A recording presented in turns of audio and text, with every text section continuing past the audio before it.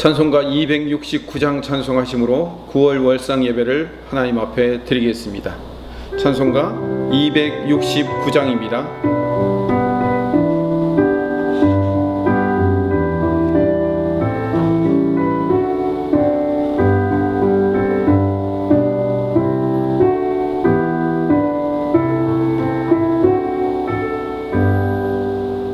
그 참혹한 십자가에 주 달려 흘린 피 샘물같이 늘 흘러서 죄 씻어 주시네.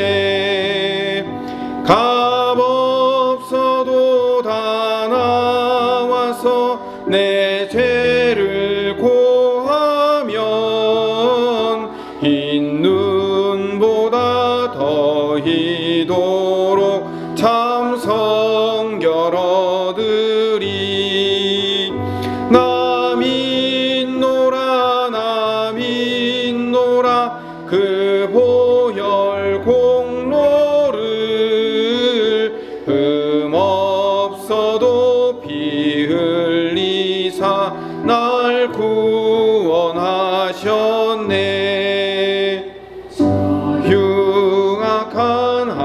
강도는 제 죄를 깨달아 죄 없으신 주 예수를 구주로 믿었네.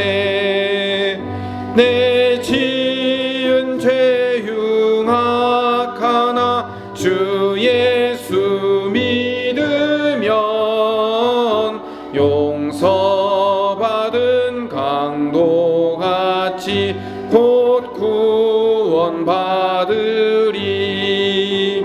나 믿노라 그 보혈 공로를 흠없어도 피 흘리사 날 구원하셨네.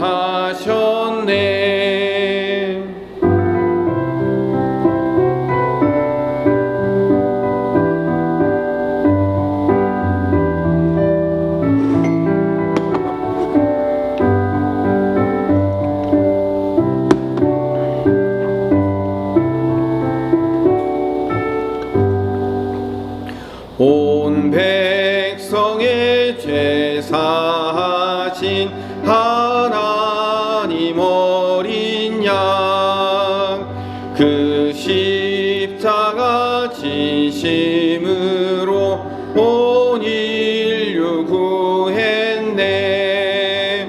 저 영원한 새 나라에 다 같이 금 검은고 한 곡조로 새 노래 부르리. 나 믿노라 그 보혈 공로를 흠없어도 피 흘리사 날 구원하셨네.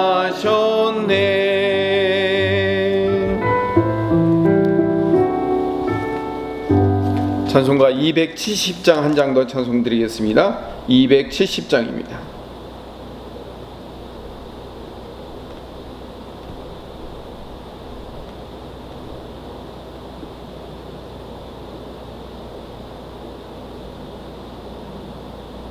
삼국지 전쟁에서 맨 앞에 배치된 진영은 항상 갑옷에 긴 창을 든 창병이었다. 찬송가 270장 한 장 더 찬송드리겠습니다. 변찮는 주님의 사랑과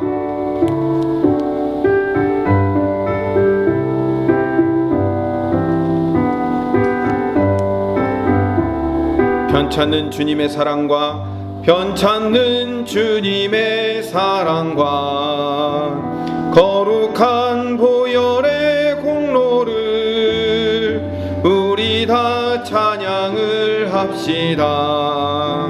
주님을 만나볼 때 때까지 예수는 우리를 깨끗게 하시는 주시니 그의 피 우리를 눈보다 더 희게 하셨네. 우리를 깨끗게 한 피는 무궁한 생명의 물일세. 생명의 구원을 받은 자 하나님 찬양을 합시다. 예수는 우리를 깨끗게 하시는 주시니 그의 피 우리를 눈보다 더 희게 하셨네.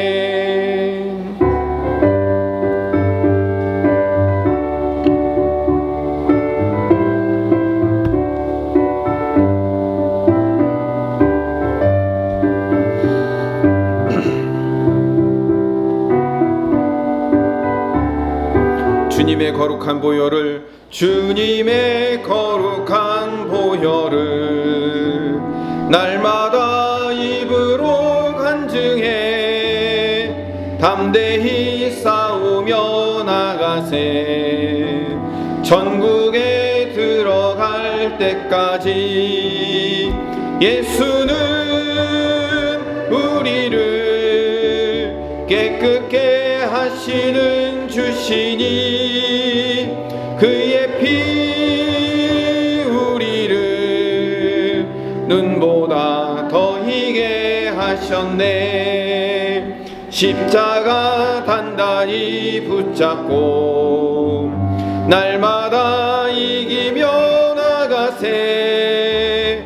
머리에 면류관 쓰고서 주 앞에 찬양할 때까지 예수는 우리를 깨끗게 하시는 주시니 그의 피 우리를 눈보다 더 희게 하셨네. 우리 9월 한 달 하나님의 은혜로 살 수 있도록 해달라고 우리 함께 통성으로 같이 기도하도록 하겠습니다. 사랑이 많으신 하나님, 이번 9월 한 달 동안 하나님의 은혜로 살게 하여 주시옵소서. 내 방법, 내 힘, 내 능력을 동원하는 것은 이제 다 내려놓게 하시고 오직 하나님의 능력만이, 하나님의 힘만이, 하나님의 방법만이 내 삶 가운데 이루어지는 것을 경험하고 맛보는 9월 한 달 될 수 있도록 주님 인도하여 주시옵소서. 9월 한 달 동안은 코로나19 사회적 거리 두기로 말미암아 더 힘들고 더 어려운 상황 가운데 놓일 수 있사오나 하나님, 이곳에서 우리에게 회복을 허락하여 주시며 다시 한번 부흥을 허락하여 주시어서 하나님을 더 깊이 만나고 하나님을 알게 되는 귀한 9월 한 달 될 수 있도록 주님 인도하여 주시옵소서. 이번 9월 한 달을 하나님께 맡깁니다. 하나님을 의지합니다. 하나님을 신뢰합니다. 하나님이 우리와 함께 동행하여 주시오며 새 영을 부어 주셔서 성령 하나님과 동행하는 9월 한 달 되게 하여 주시옵소서. 사랑이 많으신 하나님, 9월 첫날 첫 시간을 하나님 앞으로 불러주시고 말씀과 기도로 시작하게 하시니 감사드립니다. 이 월상 예배를 통하여서 우리의 신앙의 자세를 다시 한번 돌아보게 하시며 하나님의 마음을 새롭게 하고 뜻을 바로 세워 성령 하나님과 동행하며 사는 9월 한 달 될 수 있도록 주님 인도하여 주시옵소서. 하나님의 뜻과 방법대로 살지 못하고 내 뜻과 내 방법대로 사는 것이 옳다고 생각하고 살아왔던 모든 교만과 게으름과 나태함과 불의함을 내 속에서 깨끗이 제거하여 주시며 이제 새로운 성령이 내게 임하여 성령 하나님과 동행하며 성령 하나님이 이끄시는 대로 순종하며 살아가는 삶이 되게 하여 주시옵소서. 이번 달도 하나님의 은혜가 아니면 살 수 없음을 우리가 기도하며 고백하오니 어떤 상황과 환경 가운데서도 목자 되신 우리 예수님의 간섭하심과 인도하심을 구하는 기도자 되게 하여 주시옵소서. 늘 믿음으로 살기로 결단하고 결심하는 하나님의 백성 되게 하여 주시옵소서. 약한 자들을 강하게 하시는 하나님, 고난과 어려움과 질병과 염려 가운데 있는 우리 김포수종교회 성도님들의 삶을 돌봐 주셔서 그들에게 치유와 회복과 다시 일어섬을 허락하여 주시옵소서. 각지에서 주의 일꾼이 되어 환난과 궁핍과 곤란을 견디며 주의 복음을 전하는 전도자들과 선교사님들과 그들의 가정과 사역에 함께하여 주셔서 이 어려운 상황을 잘 극복하여 다시 선교의 자리로 돌아갈 수 있도록 주님 인도하여 주시옵소서. 우리의 가정, 우리의 자녀, 학교, 직장, 사업, 비전을 주님께 맡깁니다. 주님, 9월 한 달 동안 늘 지키시고 눈동자와 같이 보호하여 주시옵소서. 오늘도 말씀 가운데 함께하여 주시옵기를 간절히 바라옵고 예수님 이름으로 기도드립니다. 아멘. 함께 상고한 하나님의 말씀은 에스겔서 37장 1절부터 14절 말씀입니다. 성경 같이 찾아서 읽으시면 더 좋습니다. 에스겔서 37장 1절부터 14절 말씀 같이 함께 읽도록 하겠습니다. 여호와께서 권능으로 내게 임재하시고 그의 영으로 나를 데리고 가서 골짜기 가운데 두셨는데 거기 뼈가 가득하더라. 나를 그 뼈 사방으로 지나가게 하시기로 본즉 그 골짜기 지면에 뼈가 힘이 많고 아주 말랐더라. 그가 내게 이르시되 인자야 이 뼈들이 능히 살겠느냐 하시기로 내가 대답하되 주 여호와여 주께서 아시나이다. 또 내게 이르시되 너는 이 모든 뼈에게 대언하여 이르기를 너희 마른 뼈들아 여호와의 말씀을 들을지어다. 주 여호와께서 이 뼈들에게 이같이 말씀하시기를 내가 생기를 너희에게 들어가게 하리니 너희가 살아나리라. 너희 위에 힘줄을 두고 살을 입히고 가죽으로 덮고 너희 속에 생기를 넣으리니 너희가 살아나리라. 또 내가 여호와인 줄 너희가 알리라 하셨다 하라. 이에 내가 명령을 따라 대언하니 대언할 때 소리가 나고 움직이며 이 뼈 저 뼈가 들어맞아 뼈들이 서로 연결되더라. 내가 또 보니 그 뼈에 힘줄이 생기고 살이 오르며 그 위에 가죽이 덮이나 그 속에 생기는 없더라. 또 내게 이르시되 인자야 너는 생기를 향하여 대언하라. 생기에게 대언하여 이르기를 주 여호와께서 이같이 말씀하시기를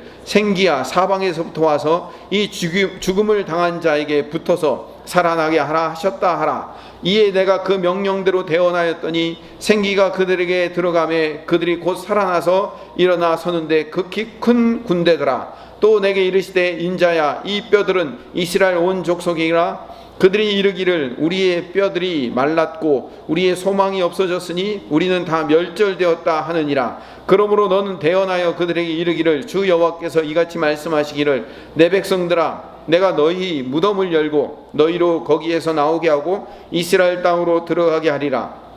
내 백성들아 내가 너희 무덤을 열고 너희로 거기에서 나오게 한즉 너희는 내가 여호와인 줄을 알리라. 내가 또 내 영을 너희 속에 두어 너희가 살아나게 하고 내가 또 너희를 너희 고국 땅에 두리니 나 여호와가 이 일을 말하고 이룬 줄을 너희가 알리라. 여호와의 말씀이니라. 아멘. 어제 36장에 하나님의 이름을 위하여 하나님께서 당신의 백성들을 회복시키실 것이라고 말씀하십니다. 그 방법으로는 새 영을 그 백성들의 마음에 두고 새 마음을 주심으로 돌같이 굳고 딱딱한 마음을 고기처럼 부드러운 마음으로 만져주심으로 말미암아 그 백성들을 회복시키실 것이다 라고 말씀하셨습니다. 그럼에도 불구하고 당신의 백성들이 하나님 당신에게 이루어주기를 하나님 앞에 기도해야만 그것이 이루어진다라고 하시는 말씀을 36장에 말씀하신 다음에 그 다음에 바로 37장으로 연결되는 겁니다. 오늘 37장 말씀은 우리가 잘 알고 있는 소위 말하는 마른 뼈의 환상 이야기입니다. 37장 1절을 봅시다. 여호와께서 권능으로 내게 임하시고 이 에스겔에게 하나님께서 권능, 능력으로 임하셨어요. 그리고 그의 영으로 나를 데리고 하나님의 영이 나타나서 에스겔을 골짜기로 데리고 가십니다. 하나님의 영이 이제 등장합니다. 사실 오늘 이야기의 핵심 주제는 이 하나님의 영입니다. 어제 읽었던 36장과 오늘 이 37장의 공통점은 하나님의 백성들의 회복은 하나님의 영이 임해야 가능하다는 거예요. 하나님의 영이 임하지 않으면 회복은 일어날 수 없습니다. 하나님의 영이 없으면 이 회복은 아무 의미가 없는 겁니다.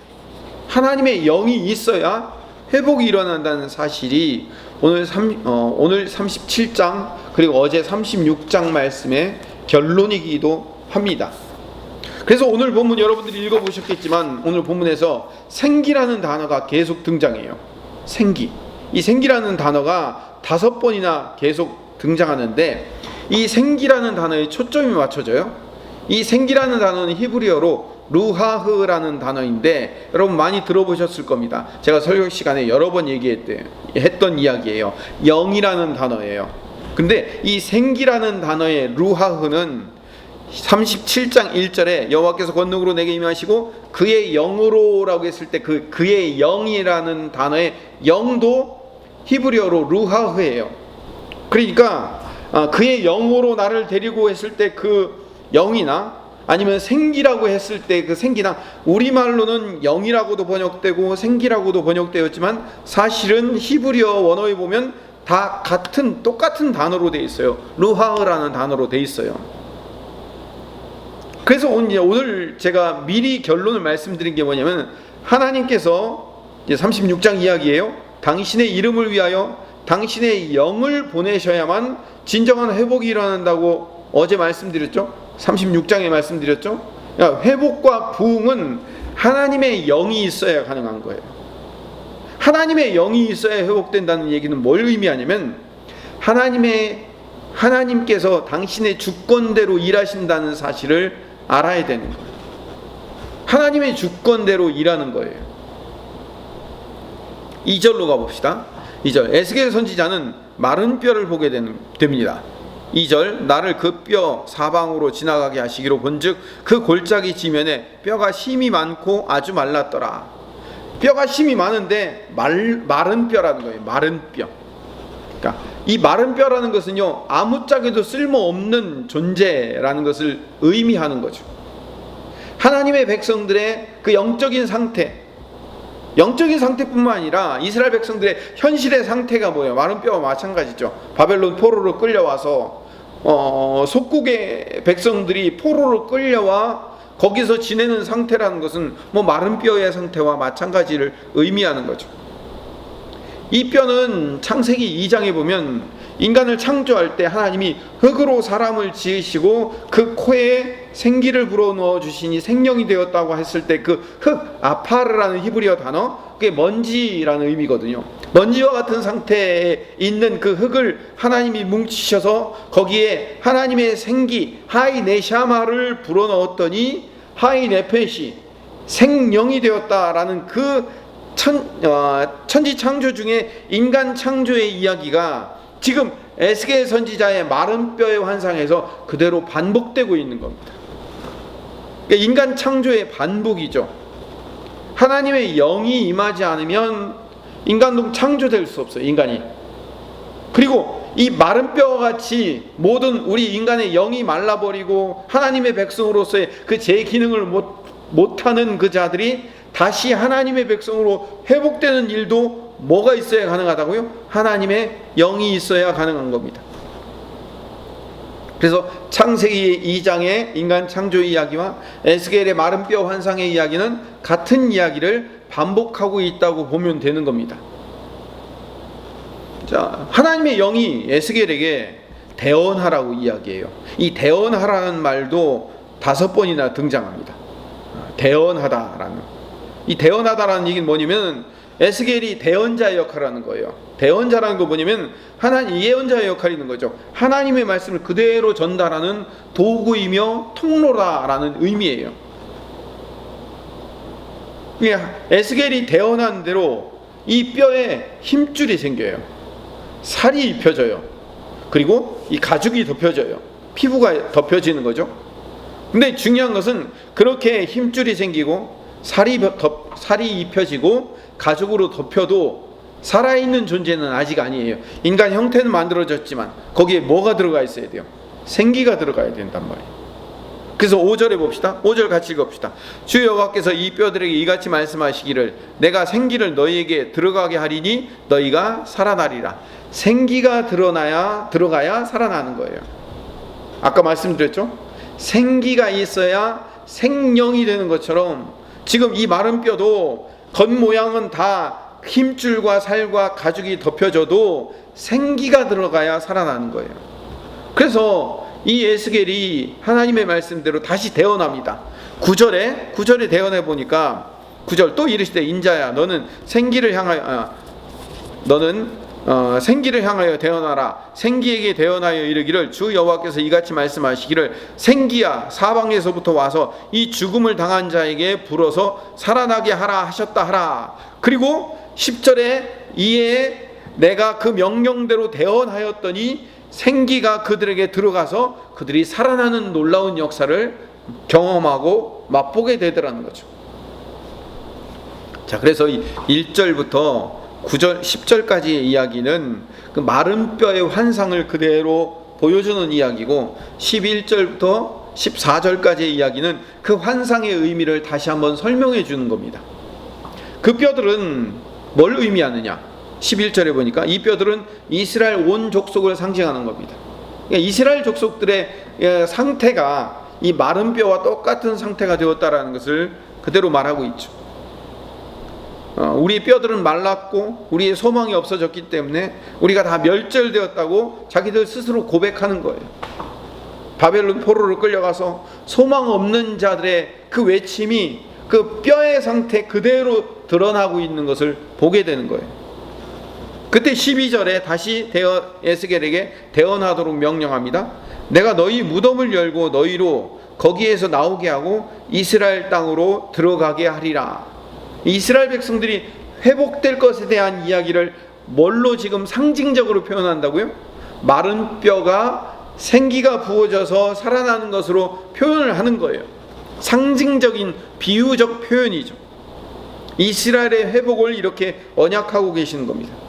여러분, 이스라엘 백성들이 이스라엘 땅으로 돌아가게 되는 것, 가나안 땅으로 들어가게 되는 것을 회복이라고 이야기했다고 해서 이 말씀이 이 현대 시대 유대인들이 회복된다고 착각하면 안 됩니다. 항상 성경은 상징적으로 읽어야 될 부분에서는 분명히 상징적으로 읽어야 됩니다. 여기서 이제 그들이 무덤을 열고 거기서 나와서 이스라엘 땅으로 들어간다라는 얘기는 유대인들이 퍼져 살다가 그들이 회복되어져서 전부 가나안 땅으로 들어가서 살면 거기서 이제 온 세상이 종말이 오고 그리고 예수님이 재림하고 그 얘기를 하는 게 아니에요.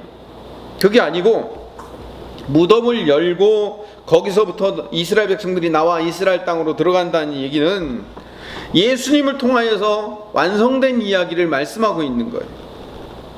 무덤을 열고 나오는 것은 예수 그리스도께서 십자가를 통하여서 죽음을 이기시고 당신의 백성들을 죽음, 사망에서 데리고 나오는 이야기를 지금 상징적으로 보여주고 있는 거예요. 예수님 이야기를 하고 있는 거죠. 13절 말씀을 읽어봅시다. 13절 말씀을 읽어보면 같이 읽읍시다. 내 백성들아 내가 너희 무덤을 열고 너희로 거기에서 나오게 한즉 너희는 내가 여호와인 줄을 알리라. 내 백성들을 무덤에서 데리고 나오는 이야기, 그게 마태복음에서 실제로 예수님이 성취하셔요. 마태복음 27장 51절을 가봅시다. 에스겔서에서 마태복음까지 그렇게 멀지가 않습니다. 에스겔이 구약의 끝이기 때문에 마태복음 신약 맨 처음 27장 51절을 가봅시다. 마태복음 27장 51절, 신약성경 50쪽입니다. 51쪽이네요. 51쪽. 같이 한번 읽어봅시다. 마태복음 27장 51, 52, 53절 같이 읽겠습니다. 이에 성소 휘장이 위로부터 아래까지 찢어져 둘이 되고 땅이 진동하며 바위가 터지고 무덤들이 열리며 자던 성도의 몸이 많이 일어나되 예수의 부활 후에 그들이 무덤에서 나와서 거룩한 성에 들어가 많은 사람에게 보이니라. 예수님께서 십자가와 부활로 완성하신 말씀이 바로 에스겔서의 마른 뼈의 환상의 이야기인 겁니다. 예수님이 실제로 완성하셨다는 것을, 무덤에서 당신의 백성들을 데리고 나오겠다라는 이야기를 예수님의 십자가를 통해서 실제로 보여주셨어요.